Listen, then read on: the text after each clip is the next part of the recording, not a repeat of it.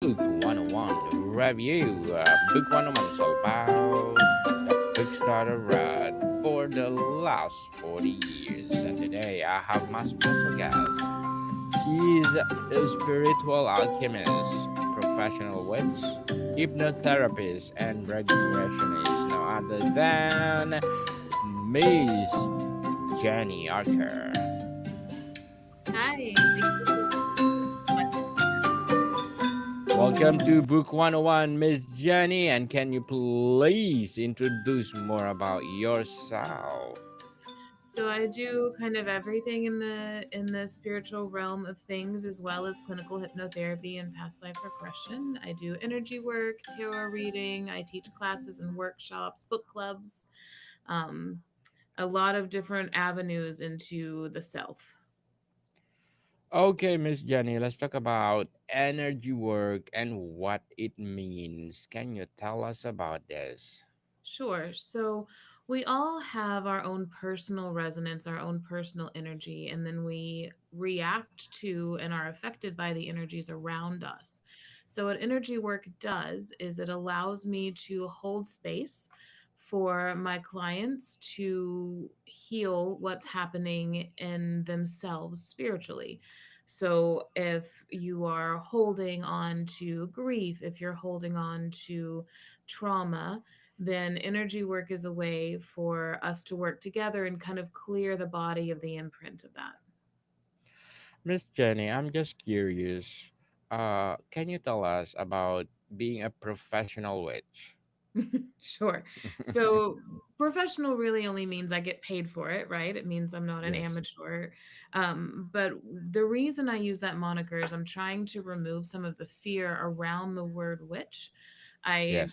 find that there's a lot of misinformation around that word, and what I want it to come to represent again is empowerment and learning to listen to your own inner wisdom. That's all a witch is somebody who is aware of her own energy or his own energy or their own energy and is able to move through the world in a way where they can see the energies around them and work with them to their benefit and the benefit of others. Yes, because nowadays, if you will say which is something wrong inside their mind, what Right. is the what is the relationship between energy and consciousness? Consciousness is energy. So we are all energy inside of a physical being, and our consciousness is a piece of that. And being able to access our own inner understanding of who we are at that energetic level is kind of the first step to really coming to know ourselves in a deeper way. How do you recognize when your energy is out of balance? There's a lot of different ways. Some can be physical, so you may have more headaches than usual. You may feel more tired than usual, more irritable, even find yourself snapping at people or just feeling kind of down, digestive issues, things like that. Or it may be if you have a spiritual practice, you're finding it more difficult to meditate. You're finding you'd rather scroll on your phone or binge a Netflix show than take a walk in nature. Something is out of balance there. What are the main types of energy that a spiritual alchemist works with?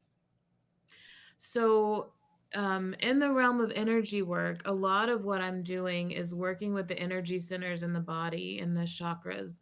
So, if someone is struggling with their place in the world and where they belong, then we're going to find issues at the root chakra, the solar plexus chakra, the seat of the self, and our connection to the world. If they're having trouble in relationships, we'll find that in the sacral chakra.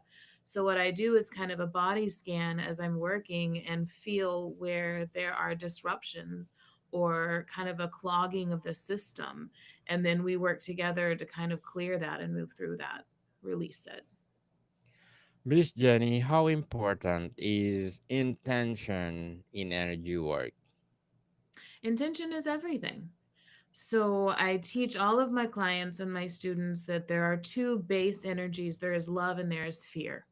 So if you go into something with an energy of fear, it's not going to do anything bad to you. It's just going to be incredibly ineffective.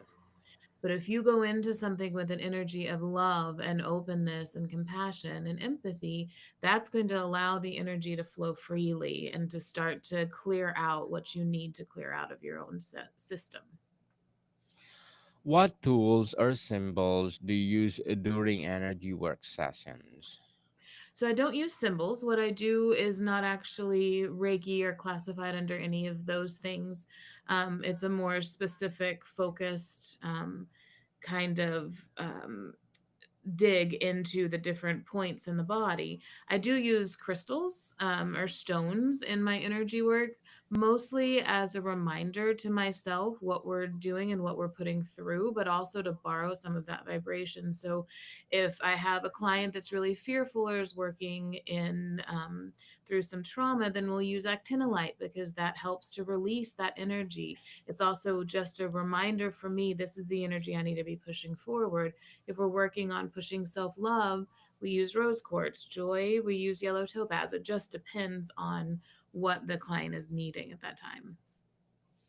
What role does the chakra system play in energy work? So, this is where we'll find what is going on with your energetic body is by checking in with those points. Now we have hundreds of chakras in our body, to be very clear. The ones that we work with the most, the seven that we work with the most and that you hear about are the largest and where everything kind of funnels to. So checking in with these points gives me an idea energetically of what's going on with someone and where the work needs to begin and what it needs to be focused around. Miss Jenny, can you describe the process of grounding energy? Absolutely. I give my clients a tree meditation in order to do this. So, being able to stand, even if you're in an apartment building on the 40th floor, you can still stand and put your feet on the ground and imagine the roots going down through that whole building all the way down into the earth and pulling up the wisdom from the earth. You can discharge everything you don't want to hold in your body down into the earth and then bring up that grounding and stability from the earth and then open at the top of your body as well in the crown chakra into the branches of the tree and draw down that wisdom and love from spirit, and everything will meet in the heart chakra, which is what leads us. And so it's a great way to kind of find yourself on solid ground, so to speak, energetically, and open to what your next steps need to be. Very well said, Miss Jenny. Very well said. And thank you so much for sharing your knowledge to the world. How does energy work influence physical health? So there are no, to be clear, no actual scientific studies of how this works. But what we have found is so much of ancient medicine is coming back around and being recognized by quote unquote, the scientists, right? To see, oh, all of the stuff that's been done in Chinese medicine for so long is actually really doing something in the body. Energy work is much the same way. So I would never claim to be able to cure cancer through energy work, but it's a supportive modality. If you're going through treatment, energy work can help clear you of the imprint of that treatment and the trauma of that treatment. So it's something that works hand in hand with more conventional or traditional medicine. Are there dangers or risks involved in energy work? That's a really tricky question. So you're not actually going to hurt anyone. What you can do is accidentally trigger a trauma. And so it's very, very important to go to an energy worker that you trust to be able to pinpoint what is okay to release and what shouldn't be touched until they have time to work with that in a different way. So I would never go in if I can feel there's some trauma in the sacral chakra. I'm not just going to dig in there and start clearing that without speaking with my client first about here's what I found. Let's talk about it. This is the things it could be. Do you want to release this? Are you comfortable with that? Or do you want to go handle this in traditional talk therapy or in another way and then come back and we'll work on it? So you do have to be careful what you're poking at. But as long as you're willing to be open to whatever comes up, there's no real danger to the process. Miss Jenny, how does one develop sensitivity to subtle energies? The best way is to get really in touch with yourself first. So, being able to hear your own inner voice, being able to tell what's coming in for you intuitively rather than just your own mind making suggestions, being able to tell the difference between those, um, and being aware of other people. And everyone does this to some degree, right? So you walk into a room where someone has had an argument. You don't have to know that there was an argument. You can feel it. You can feel that something has happened in that room. The air is different. The energy, the vibration is different. So we all have that ability within us. We do it every day. We do it every day. Totally agree with you, Miss Jenny. In your experience, how does energy work relate to manifestation? So that's an interesting point. I teach manifestation um, in one of my classes, and I do different workshops around it because I teach it in a very different way.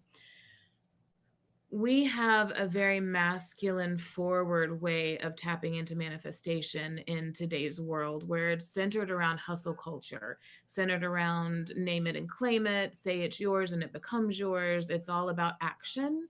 And we're forgetting the feminine side of that, which is, and this has nothing to do with gender or sex. This is just about the feminine versus masculine energies. And we have to step into that feminine energy of, I also need to leave space for what is seeking me. So, what I teach my clients is to raise themselves to the vibration of what it is they want. Let's say they want a new job. They would work to raise themselves to that vibration, but then be open. That new job may be in Sweden. You need to be open to that possibility so that you're not limiting the universe to only bring you what you say within your parameters. The goal is to seek out what is seeking you. And that's actually the secret to manifestation. Yes, open for everything, people. And what role do crystals or natural elements play in energy work? We are a collection of vibrations as human beings. Um, Stones are a very specific vibration or specific sets of vibrations. So, for instance, if someone is needing an energy boost because they're feeling really down, carnelian is a wonderful supportive stone for that. Now, it's not going to do it for you, it's just going to be a supportive help as you are working to do it for yourself. So, I want to be very clear about that. You can't just stick a stone in your pocket and do none of the work, and it's going to give you all the energy you need. It's about a relationship. So think of them as teachers. When you bring that energy in, it's teaching you how to make it for yourself, and eventually you won't need it anymore.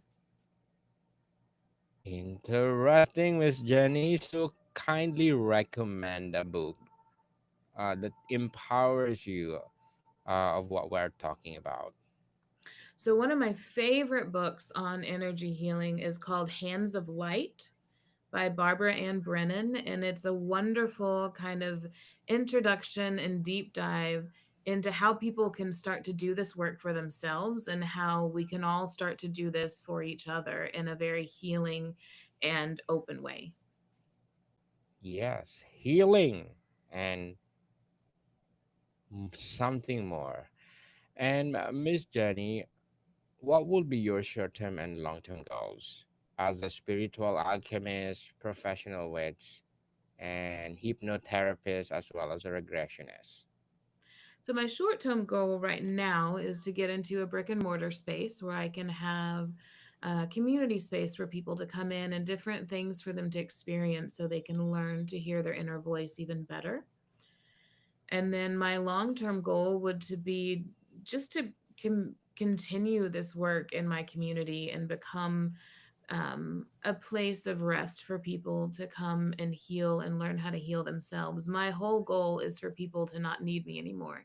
If I can teach you how to access all of that within yourself, then I've done my job and you can move on and work on healing yourself. And teach other for sure. Yes. Right? Yeah. Good luck to your goals, Miss Jenny. Thank you. And what will be your advice for those people out there who want to be like you? So, my first advice would be don't be like yourself. That's what's most important. Yes. We need all of us and all of our individual, wonderful, quirky personalities. And also learn to hear your own voice in a crowd. Learn to hear what you're really saying in your gut and your heart, and follow that above anything else. Yes, people. Thank you for your advice, Miss Jenny. How do Absolutely. you know when a block has been successfully cleared? For me, I can feel it. So there's a palpable sensation when there's something blocking the chakras. It feels like kind of what's left over after an oil change. It's very thick and viscous. And when that is clear, you can feel the difference in the area, and you can also see a difference. For me, you can see a difference in the color of the area, so it allows me to see, oh, this is brighter now, so we've pulled off some of that. Can anyone learn energy work or does it require a natural gift? I think anyone can learn it. Absolutely. I compare all spiritual things because there's some spiritual modalities that I'm not as well versed in. I'm not as good at. It's just like piano. Anyone can learn piano. Not everyone is going to be Mozart. It just, everyone has some natural ability. You should absolutely explore that and find the different things that resonate with you and then run with those. The things that are for you, you can take forward and help others with. Indeed, I totally agree with you, Miss Jenny. How important is intention in energy work? That is everything. It Mm. is it is everything to go in with the energy, for lack of a better word, of I am here and open to healing. I am open to allowing this to move through me and out of me. And I am open to no longer identifying with it. That's one of the largest things that we run into. If people have been sick for a very long time, if they have been in the position of being a victim for a very long time, and that has been put them in a position where they're taken care of instead of having to kind of figure things out for themselves, there has to be that release of that identity. You have to have the intention of being open to being healed and your life looking different in order for that to really flow. Miss Jenny, what daily practices help maintain a high vibrational energy? So I will say that daily meditation or mindfulness, even if for you that's listening to heavy metal at top volume or taking a walk in the trees, whatever brings you to the center of yourself, will help you be more grounded. I am not one of those who is always concerned with high vibrational energy. I think it's important that we respect the duality of energy in general. And sometimes you're going to have bad days, and sometimes you're going to have um, difficult things that you're going to have to walk through, and you need to make space for that. So it's not good vibes only, it's all the vibes all the time, and making room and space for that in your life and celebrating. Sometimes those valleys are the most sacred places for growth, just as much as the high vibration peaks. Miss Jenny, before we wrap up our discussion for today, I'm inviting you to please do listen to my other podcast, people, because my abstract essay is already in fifth season, abstract poetry in second season, Book 101 review in its fifth season, Comedy 101 in second season, Food 101 in its fifth season, and Geography 101 and Love Letters in third season, and my baby podcast, Mental Health 101 and Movie 101 review and Music 101 in its fourth season. So please do listen to them wherever you listen your podcast. Miss Jenny, how does energy work contribute to a personal transformation and a spiritual ascension? Being able to shift the energy you hold within you changes how you react to things that are outside of you. And that is really the first enormous step to beginning to walk through the world in a different way and see the world in a different way that allows you to start taking those steps of spiritual development. Miss Jenny Archer, thank you so much for sharing your knowledge to the world, and thank you so much for your recommended book. So, can you please invite our listeners to support your business itself? Absolutely. You can find me at hearthmagicshop.com. It's magic with the Magick. And you can find me on Facebook and Instagram and LinkedIn at Hearth Magic. Heart magic indeed, people. Let's support Miss Jenny Archer because if you support her, more and more and more empowering heartly magic to come. So, Miss Jenny, thank you so much for your time. Thank you. More to come, people. See you soon.